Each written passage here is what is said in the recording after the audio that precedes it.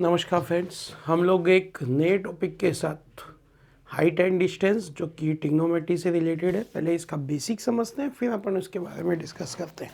देखिएगा ध्यान से, थोड़ा सा ध्यान से समझना कोशिश करना। ऊंचाई एंड दूरी, height and distance. Height and distance से रिलेशन क्या है देखिएगा, बहुत जगह रियल लाइफ में भी कई जगह काम आता है, डेली लाइफ में काम आता है। जैसे यहाँ एक दो बातें होती है। अगर ये खंबा है, यहाँ कोई बैठा हुआ है, मुझे इसको देखने के लिए आईज को ऊपर करना पड़ेगा और आँख जिस एंगल पर ऊपर होगी उस एंगल को हम क्या बोलते हैं?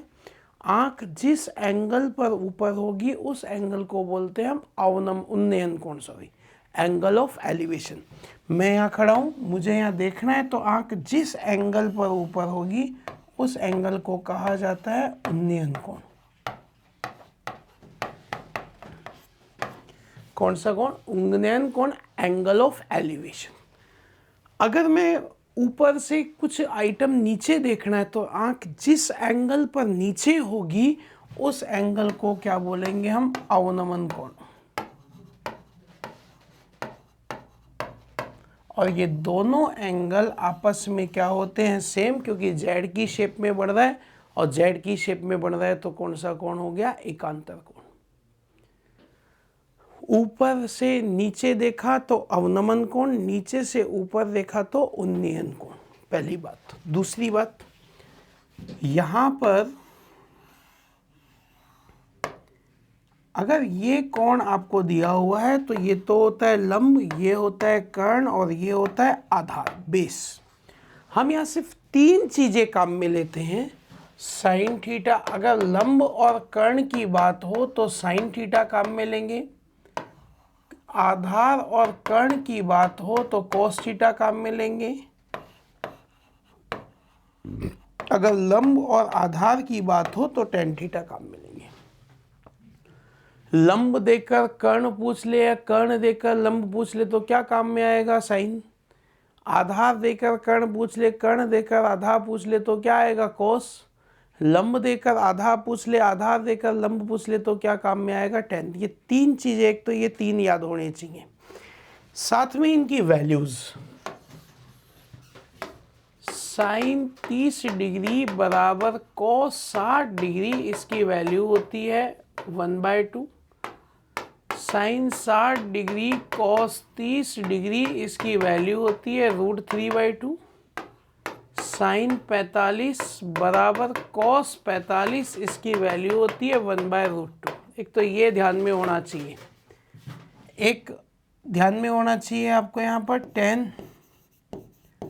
10 का मान 1/√3, 10 का मान √3 और 10 का मान होता है ओनली 1। अगर ये 6-7 वैल्यूज आपको ध्यान में है, अगर ये आपको याद हो जाए तो ये कई जगह काम आएगा। पहली बात। और मैंने क्या बोला? अगर लंब देकर कर्ण पूछ ले, कर्ण देकर लंब पूछ ले तो क्या काम में लेते हैं? साइन। आधार देकर कर्ण पूछे, कर्ण देकर आधार पूछ ले तो क्या काम में लेते हैं? कोस।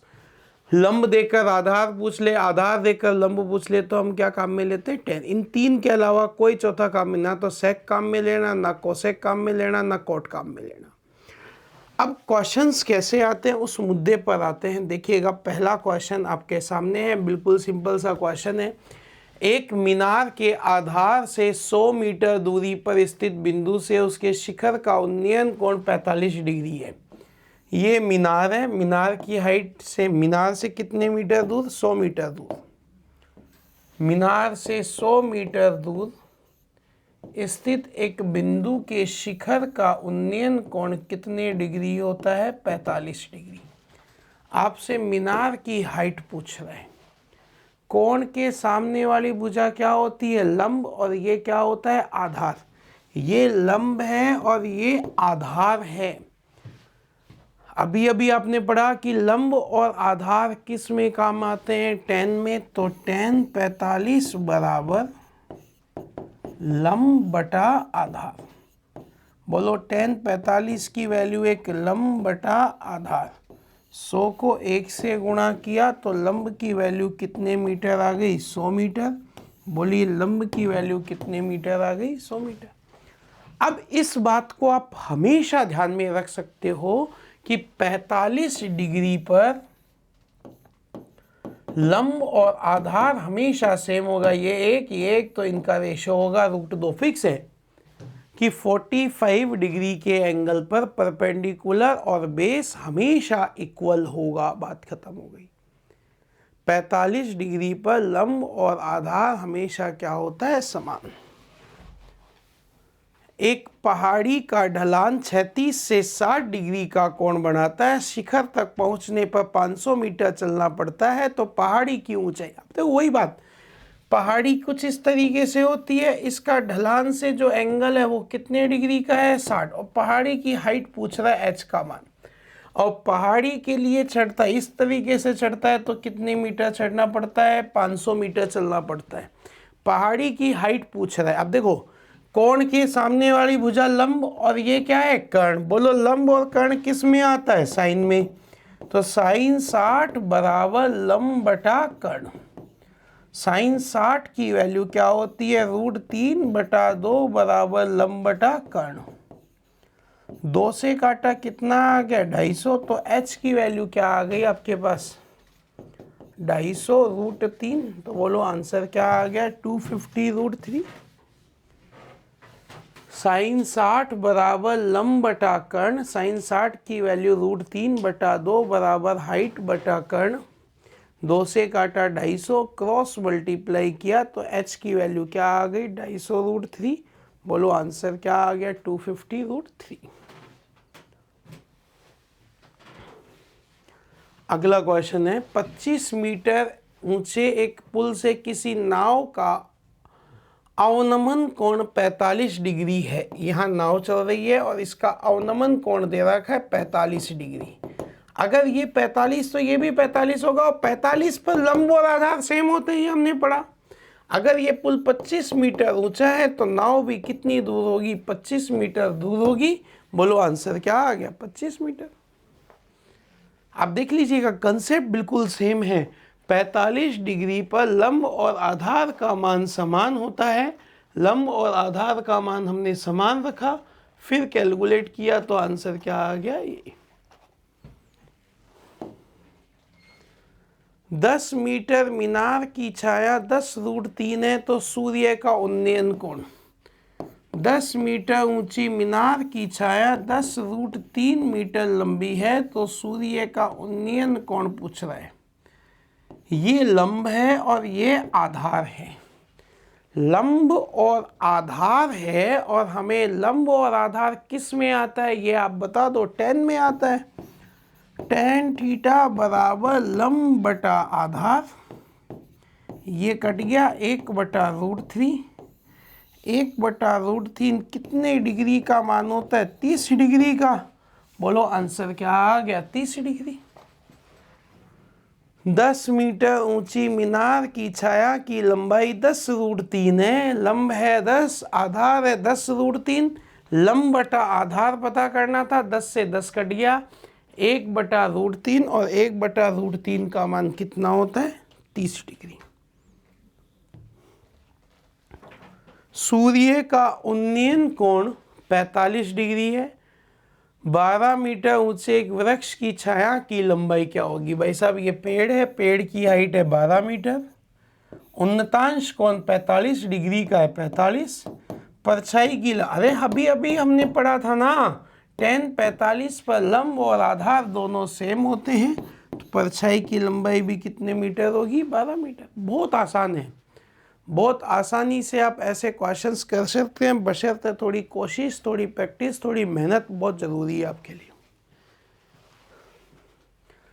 यदि किसी वृक्ष की छाया उसकी ऊंचाई का 1/√3 है, ये वृक्ष है, वृक्ष की छाया ऊंचाई अगर x है तो छाया हो गई x/√3, और सूर्य का उन्नयन कोण आपसे पूछ रहा है। ये कोण के सामने वाली भुजा लंब है और ये क्या है? आधार है। लंब और आधार, लंब और आधार किस में आता है? tan में। tan थीटा बराबर लंब बटा आधार। ये एक्स से एक्स कट गया, √3 ऊपर चला गया। tan थीटा बराबर √3 कितने डिग्री पर आता है? 60 डिग्री पर आता है। बोलिए आंसर क्या आ गया? 60 डिग्री। लंब यदि x, अरे x की जगह 1 मान लो यार, उससे क्या फर्क पड़ेगा, मैंने x मान लिया। अगर मीनार की ऊंचाई या वृक्ष की ऊंचाई x है तो आधार हो गया x बटा √3। हमें tan थीटा चाहिए था, तो tan थीटा क्या होता है? लंब बटा आधार x बटा √3। x से x कट गया, √3 ऊपर गया, तो tan थीटा बराबर √3 कितने डिग्री पर होता है? 60 डिग्री पर। आंसर क्या आ गया? 60। 10 मीटर ऊंची एक मीनार के शिखर से पृथ्वी पर एक बिंदु का अवनमन कोण 30 डिग्री है। बिंदु की मीनार के आधार से दूरी ज्ञात कीजिए। देखो 10 मीटर ऊंची एक मीनार है, इसके शिखर से अवनमन कोण दे रखा है 30 डिग्री का। मीनार के आधार से इसकी दूरी पूछ रहे हैं। tan 30 बराबर लंब बटा आधार। tan 30 बराबर लंब बटा आधार। बोलो tan 30 की वैल्यू क्या होती है? 1 बटा √3 बराबर लंब बटा आधार। आधार क्या आ गया? 10 √3 मीटर। तो आधार की लंबाई क्या आ गई? 10 √3 मीटर आधार की लंबाई आ गई आपके पास। हर क्वेश्चन में देखो एक सेम ही प्रोसेस चालू हो रखा है। लंब आधार दे दे tan, लंब कर्ण दे दे कोसाइन, आधार कर्ण दे दे तो tan, और आधार और कर्ण दे दे तो क्या काम में लेते हैं अपन? कॉस। बार बार वही चीज हम काम में ले। एक चिमनी के आधार से, ये चिमनी है, चिमनी के आधार से 200 मीटर दूर शिखर का उन्नयन कोण 60 डिग्री दे रखा है। चिमनी की हाइट पूछ रहा है, ऊंचाई पूछ रहा है। कोण के सामने वाली भुजा क्या होती है? लंब। ये क्या है? आधार। tan 60 बराबर लंब बटा आधार। बोलो tan 60 की वैल्यू कितनी है? √3। लंब बटा आधार क्रॉस गुणा किया तो लंब की वैल्यू आ गई 200 √3। बोलो लंब की वैल्यू कितने मीटर आ गई? 200 √3 मीटर। कितने डिग्री का एंगल है? 60 डिग्री का। तो tan 60 बराबर लंब बटा आधार। आधार की वैल्यू कितने मीटर है? 200 मीटर। हमें लंब का मान चाहिए था और tan 60 की वैल्यू कितनी है? √3। क्रॉस मल्टीप्लाई किया 200 √3। अगर पॉइंट्स में वैल्यू आ जाए तो आप √2 का मान 1.414, √3 का मान 1.732, √5 का मान 2.236, इनमें से कोई सा भी जो भी काम में लेना हो वो अपन काम में ले सकते हैं। एक पहाड़ी के ढलान से क्षैतिज में स्थित बिंदु का उन्नयन कोण 60 डिग्री है। यदि बिंदु से शिखर तक पहुंचने में, फिर से वही क्वेश्चन जो अभी अभी किया था अपन ने, पहाड़ी का ढलान से जो एंगल है वो कितने डिग्री का है? 60 डिग्री का। और शिखर तक पहुंचने में कितने मीटर चलना है? 300 मीटर। पहाड़ी की आधार से बिंदु की दूरी पूछ रहा है, ये पूछ रहा है बेस। लंब नहीं पूछ रहा, पहाड़ी की ऊंचाई नहीं पूछ रहा, लंब पूछ रहा है, आधार पूछ रहा है। तो आधार और कर्ण क्या काम में लूंगा? cos 60 बराबर लंब बटा आधार बटा कर्ण। cos 60 की वैल्यू 1 बटा 2 आधार बटा कर्ण। 2 से काटा 150, तो आधार की वैल्यू क्या आ गई? 150 मीटर। बोलिए आंसर क्या आ गया? 150 मीटर। कैलकुलेट किया, वैल्यू रखी और कुछ नहीं किया हमने, वैल्यू रख के सोल्व किया बस। 2 से काटा 300 में 2 का भाग दिया, कितना आ गया? 150। किसी मीनार की छाया उसकी ऊंचाई के बराबर है। मीनार की छाया ऊंचाई के बराबर है, मतलब लंब और आधार समान है। अरे लंब और आधार समान हो तो कोण 100% कितने डिग्री का होगा? 45 डिग्री का। यही तो सीखा था आपने, बार बार अपन ये डिस्कस करते आ रहे हैं कि जहां भी लंब और आधार का मान समान हो 100% कोण कितने डिग्री का होगा, 45 डिग्री। एक मीनार के आधार से 60 मीटर की दूरी पर एक बिंदु से मीनार के शिखर का फिर से 45 डिग्री है। एक मीनार के आधार से 60 मीटर दूरी पर उन्नयन कोण 45 डिग्री का है, तो भाई साहब ये भी तो कितना होगा, मीनार की ऊंचाई भी तो 60 मीटर ही होगी। बोलो आंसर क्या आ गया। तो ये बात बार बार रिकॉल इसलिए हो रही है कि 45 डिग्री दिखते ही लंब और आधार क्या हो जाएगा, सेम। अगर कोण 45 डिग्री का है तो लंब और आधार का मान क्या हो जाएगा, समान। एक मीनार की ऊंचाई से उसकी छाया √3 गुणी है, छाया √3 गुणा है, अगर ये x है तो ये हो गया √3x। सूर्य का उन्नतांश कोण पूछ रहा है, एंगल पूछ रहा है आपसे, कोण पूछ रहा है आपसे। कोण के सामने वाली भुजा लंब और ये क्या है, आधार। लंब और आधार किस में काम आता है, tan में, और tan थीटा बराबर होता है लंब बटा आधार, परपेंडिकुलर अपॉन बेस। ये कट गया, सॉरी, √3x ये कट गया, क्या आ गया 1/√3, और 1/√3 कितने डिग्री पर आता है, 30 डिग्री पर। Answer is 30 degree. आपका आंसर क्या आ गया, 30 डिग्री। आधार लंब का √3 गुणा है x बटा √3x, x से x कट गया 1/√3, 1/√3 कितने डिग्री पर हो गया, 30 डिग्री पर। फिर से 45 मीटर आ गया, 45 डिग्री आ गया।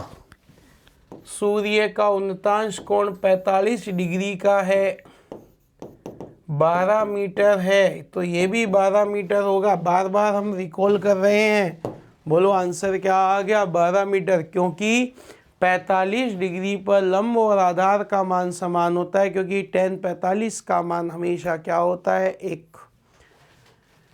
tan 45 की वैल्यू ऑलवेज 1।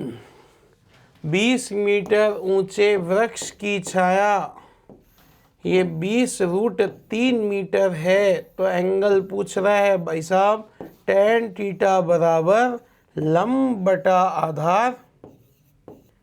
ये कट गया, 20 से 20 कट गया, 1/√3, और 1/√3 कितने डिग्री पर होता है, tan में 30 डिग्री पर होता है, तो tan थीटा tan 30 बराबर 1/√3 होता है। आपका आंसर आ गया 30 डिग्री। लीजिए अगला क्वेश्चन।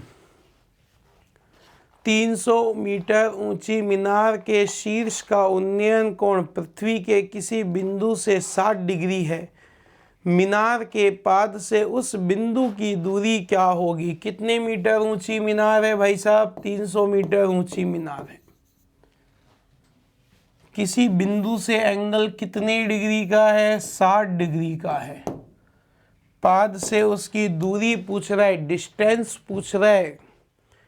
कोण के सामने वाली भुजा क्या है, लंब, ये क्या है, आधार। बताओ लंब और आधार किस में आता है, साइन में, कॉस में, tan में, tan में आता है, और tan 60 बराबर लंब बटा आधार। tan 60 की वैल्यू 1/√3 बराबर लंब बटा, सॉरी गलती समझ लो भाई, देखो कहाँ ऐसी ऐसी गलतियाँ होती है। √3 बराबर 300 बटा आधार, क्रॉस मल्टीप्लाई किया तो आधार की वैल्यू आ गई 300 बटा √3। अब ऑप्शन में 300 बटा √3 दिख रहा है, तो आपका आंसर बिल्कुल सही है। अब एक काम और कर सकते हैं, हो सकता है ऑप्शन में ये भी मिले, √3 से ऊपर नीचे गुणा किया, 300 √3 अपॉन में 3 कितना आ गया, 100, तो आंसर 100 √3 भी हो सकता है। तो ये ऑप्शन पर डिपेंड करता है, 100 √3 भी हो सकता है, ये भी सही है और ये भी सही है, दोनों आंसर बिल्कुल सही है। आंधी से टूटे एक वृक्ष का ऊपरी सिरा भूमि से 30 डिग्री का कोण बनाता है। ठीक है साहब। यदि उसका शीर्ष भूमि पर जड़ से 25 मीटर की दूरी पर गिरा हो तो वृक्ष को के शेष भाग की ऊंचाई क्या होगी? समझना, आंधी से टूटा एक वृक्ष का ऊपरी सिरा भूमि, ये है भाई वृक्ष। आंधी चली, पेड़ टूट गया, यहाँ से ब्रेक हो गया साहब, पेड़ ब्रेक हो गया। अब ब्रेक होने पर यहाँ जमीन पर गिर गया। टूटा हिस्सा जमीन पर 30 डिग्री का कोण बना रहा है और उसका शीर्ष भूमि पर जड़ से 25 मीटर दूरी पर गिरा है। शेष भाग की ऊंचाई क्या होगी? रिमेनिंग पार्ट की ऊंचाई क्या होगी? ये आपसे पूछ रहे। शेष भाग की लंबाई आपसे पूछी गई है, रिमेनिंग पार्ट की लंबाई आपसे पूछी गई है। अब मतलब ये तो है आधार और ये है लंब, और tan किस में काम आता है? लंब बटा आधार में। tan 30 बराबर लंब बटा आधार, tan 30 बराबर लंब बटा आधार। बोलो 1/√3 बराबर लंब बटा आधार। लंब की वैल्यू क्या आ गई? 25/√3। तो बचे हुए भाग की लंबाई कितनी आ गई? 25/√3। आपसे पूछ ले कि जो टूटा हुआ भाग है उसकी लंबाई बताइए, तो टूटे हुए भाग की लंबाई के लिए हमें कर्ण ज्ञात करना पड़ेगा। आधार दे रखा है तो कर्ण भी ज्ञात कर सकते हैं अपन। कोण के सामने वाली भुजा लंब, ये आधार, लंब बटा आधार। tan 30 की वैल्यू 1/√3, क्रॉस मल्टीप्लाई किया 25/√3, तो आंसर आ गया 25/√3। बड़ा अच्छा क्वेश्चन है। 15 मीटर ऊंचे नदी के पुल से एक नाव का अवनमन कोण 30 डिग्री का कोण है। अगर ये एंगल 30 का है तो ये एंगल भी कितने का होगा? 30 का। और पुल की हाइट कितने मीटर है? 15 मीटर। इस नाव इधर आ रही है, किस स्पीड से आ रही है? 6 किलोमीटर पर घंटे की स्पीड से आ रही है। तो ये पुल के नीचे तक कितने समय में पहुंचेगी? समय पूछ रहा है। अब समय बराबर होता है दूरी बटा चाल, डिस्टेंस अपॉन स्पीड। अब स्पीड कितनी दे रखी है? 6 किलोमीटर पर घंटे स्पीड दे रखी है इन्होंने। 6 किलोमीटर पर घंटे इन्होंने स्पीड दे रखी है। अब हमें डिस्टेंस चाहिए, दूरी। दूरी का मतलब क्या चाहिए? आधार चाहिए ना। तो tan 30 बराबर लंब बटा आधार। tan 30 की वैल्यू 1/√3 लंब बटा आधार। बोलो आधार की वैल्यू क्या आ गई? 15√3 मीटर। तो ये आ गया 15√3 मीटर। अब एक समस्या और हो गई, ऊपर तो मीटर में है, नीचे है किलोमीटर पर घंटे में। अब किलोमीटर पर घंटे को मीटर पर सेकंड में कन्वर्ट करना पड़ेगा, ये बहुत इंपॉर्टेंट है। तो ध्यान से सुनना, कई बार स्पीड होती है किलोमीटर पर घंटे में, इसको मीटर पर सेकंड में बदलना होता है। कई बार स्पीड होती है मीटर पर सेकंड में, इसको बदलना होता है किलोमीटर पर घंटे में। कैसे बदलते हैं? 1 किलोमीटर में 1000 मीटर, 1 घंटे में 3600 सेकंड। 2 0 कट गई, 2 से काटा, 5/18 मीटर पर सेकंड में बदलूंगा, 5/18 से गुणा करूंगा। किलोमीटर पर घंटे में बदलूंगा, 18/5 से गुणा करूंगा। याद करने का तरीका क्या है? छोटे में बदला ऊपर छोटी राशि, बड़े में बदला ऊपर बड़ी राशि। छोटा मतलब मीटर, बड़ा मतलब किलोमीटर। मतलब छोटे में बदला तो ऊपर छोटी राशि, मतलब क्या आएगा? 5/18। 5 से काटा कितनी बार? 3 बार। 6 से काटा कितनी बार? 3 बार। 3 ऊपर चला गया, 3 तिया 9√3 सेकेंड। बोलो आंसर क्या आ गया? 9√3 सेकेंड। तो ध्यान रखना, किलो में वापस समझ लीजिएगा। एक बार हमने यहाँ पर tan 30 1/√3 लंब बटा आधार, आधार का मान आ गया 15। मतलब यहाँ से यहाँ तक आने में कितना समय लगेगा? तो दूरी आ गई 15√3 मीटर। स्पीड है 6 किलोमीटर पर घंटे। अब किलोमीटर पर घंटे को मीटर पर सेकंड में कन्वर्ट करना है, किससे गुणा करूंगा? 5/18 से। कैलकुलेशन किया, आंसर क्या आ गया? 9√3 सेकेंड्स। एक मीनार के आधार से 20 मीटर दूरी पर मीनार के शिखर का उन्नयन कोण 45 है। ये मीनार है, आधार से 20 मीटर दूरी पर मीनार के शिखर का उन्नयन कोण अरे फिर 45 आ गया, तो 45 पर तो लंब और आधार क्या होता है? समान। लंब और आधार समान होता है। ये 20, तो ये भी कितना होगा? 20। बार बार रिकॉल कर रहे हैं। किलोमीटर पर घंटे को मीटर पर सेकंड में बदला, किससे गुणा किया? 5/18 से। और मीटर पर सेकंड को किलोमीटर पर घंटे में बदला तो 18/5 से मल्टीप्लाई करते हैं। तो ये काम हम लोगों ने किया, तब जाकर कैलकुलेट हुआ। तो यहाँ ध्यान रखना, 45 डिग्री पर लंब और आधार दोनों सेम होते हैं। अगर ये 20 तो ये भी कितना हो गया? 20। बोलो आंसर क्या आ गया? 20। 10 मीटर ऊंची मीनार की परछाई क्या होगी? देखिएगा, ये मीनार है 10 मीटर ऊंची, ये परछाई बनेगी और सूर्य का एंगल कितने डिग्री दे रखा है? 30। कोण के सामने वाली भुजा लंब, ये क्या है? आधार। क्या काम में लेंगे? 10, और 10 30 बराबर लंब बटा आधार। 10 30 का मान क्या होता है? 1/√3 बराबर लंब बटा आधार। क्रॉस मल्टीप्लाई किया तो आधार बराबर क्या आ गया? 10√3। क्या ऑप्शन में है क्या? √3 का मान रखना पड़ेगा। 1.732, तो ये आ गया 17.32। बोलो आंसर क्या आ गया?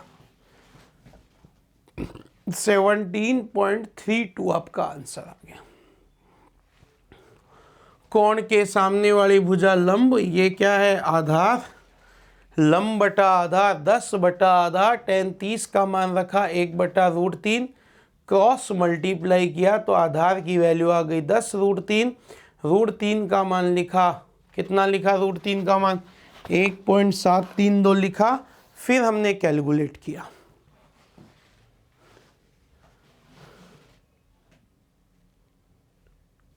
पचास मीटर ऊंची एक प्रकाश स्तंभ के शिखर से किसी नाव का अवनमन कोण 60 डिग्री है, तो प्रकाश स्तंभ से कितनी दूर होगा? ये प्रकाश स्तंभ है, कितने मीटर ऊंचा है? 50 मीटर। इससे जो अवनमन, मैंने बोला ना अवनमन उन्नयन तो सेम होता है 60 डिग्री। तो ये डिस्टेंस पूछ रहा है, दूरी पूछ रहा है। मतलब क्या पूछ रहा है? आप देखिएगा, आधार पूछ रहा है। अब आधार ज्ञात करने के लिए हमें क्या करना चाहिए? कोण के सामने वाली भुजा लंब, बची हुई आधार, tan 60 बराबर लंब बटा आधार। tan 60 की वैल्यू √3, √3 बराबर 50 बटा आधार। क्रॉस मल्टीप्लाई किया, आधार की वैल्यू 50 बटा √3। बोलो कितने मीटर होगा? 50/√3 मीटर होगा। बिल्कुल एग्जैक्ट आंसर आपका बिल्कुल सही है। बात क्लियर हुई क्या? इस तरीके से हम क्वेश्चंस को सोल्व कर सकते हैं। अब ये तो हमने एक लेवल किया है, वो भी आसान सा लेवल किया है, एक एंगल बेस्ड क्वेश्चन। अभी अगले लेक्चर में हम जब बात करेंगे तो डबल एंगल पर आधारित क्वेश्चंस के बारे में बात करेंगे। इसके बारे में बात करेंगे अगले लेक्चर में। ये बिल्कुल सिंपल लेवल के क्वेश्चन थे, बशर्ते इसकी प्रैक्टिस बहुत ज़रूरी है यार। ठीक है दोस्तों, धन्यवाद।